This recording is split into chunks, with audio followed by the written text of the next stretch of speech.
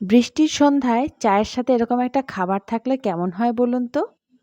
আজকে আমি বানাবো ডিমের ললিপপ, যার বাইরেটা মুচমুচে আর ভেতরটা ডিমের পুরে ঠাসা। বৃষ্টির সন্ধ্যায় চায়ের সাথে এই ললিপপ খান আর তার সাথে বৃষ্টি উপভোগ করুন। দুটো সেদ্ধ করা ডিম আমি এই পেঁয়াজ কুড়ুনির মধ্যে একটু ঘষে নিচ্ছি।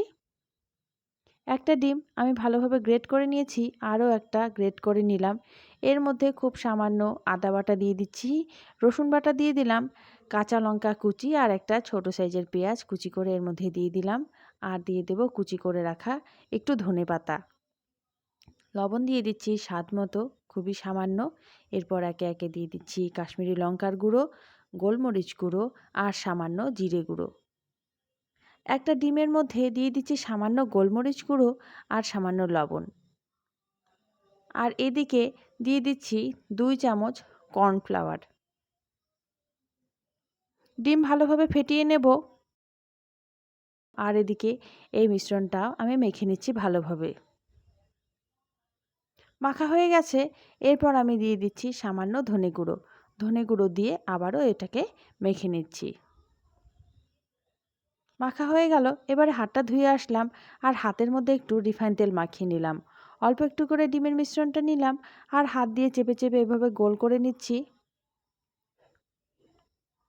এরপর 2 হাতের তালুতে নিয়ে সমানভাবে আমি গোল করে নিলাম। একইভাবে আরেকটা করে নিচ্ছি। হাতের তালুতে এভাবে চেপে চেপে নিয়ে একটু গোল করে নিয়ে তারপর 2 হাতের তালুর সাহায্যে এটাকে আমি গোল করে নিয়ে এই ললিপপগুলো সব বানিয়ে নিলাম। তবে ললিপপ এখনও তৈরি হয়নি।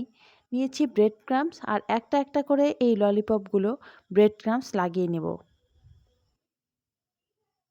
সবগুলোর মধ্যে একইভাবে ব্রেড ক্রাম্বস লাগিয়ে নেব আর সবগুলো আমার তৈরি হয়ে গেল।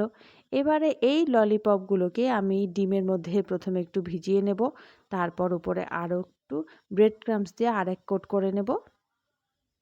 একইভাবে সবগুলো ললিপপ আমি ব্রেড ক্রাম্বস লাগিয়ে আরও এক কোট করে নেব। ললিপপগুলো সব তৈরি হয়ে গেছে, এগুলো ভাজার জন্য একেবারে রেডি। কড়াইতে রিফাইন তেল গরম করে নিয়ে কম আঁচে এই ললিপপগুলোকে আমি ভেজে নেব। আস্তে আস্তে সময় নিয়ে এই ললিপপগুলো 2 দিক আমি ভালোভাবে ভেজে নেব। একদিক ভাজা হয়ে যাবার পরে আমি উল্টে দিচ্ছি। এভাবে উল্টে 2 দিক ভালোভাবে ভাজা করে নেব। একইভাবে সবগুলো ললিপপ আমার ভাজা হয়ে গেছে আর ললিপপগুলোকে আমি তুলে রাখছি একটা প্লেটের মধ্যে টিস্যু পেপার দিয়ে। এক্সট্রা তেলটা শুষে নেবে। ডিমের ললিপপ আমার তৈরি হয়ে গেল। রেসিপি আপনাদের কেমন লাগলো আমাকে অবশ্যই জানাবেন। নতুন বন্ধু হয়ে থাকলে চ্যানেলটি সাবস্ক্রাইব করার অনুরোধ রইল। ভিডিওতে লাইক দিয়ে দেবেন, প্রচুর প্রচুর শেয়ার করবেন। বৃষ্টির সন্ধ্যায় উপভোগ করুন চায়ের সাথে ডিমের ললিপপ। ধন্যবাদ।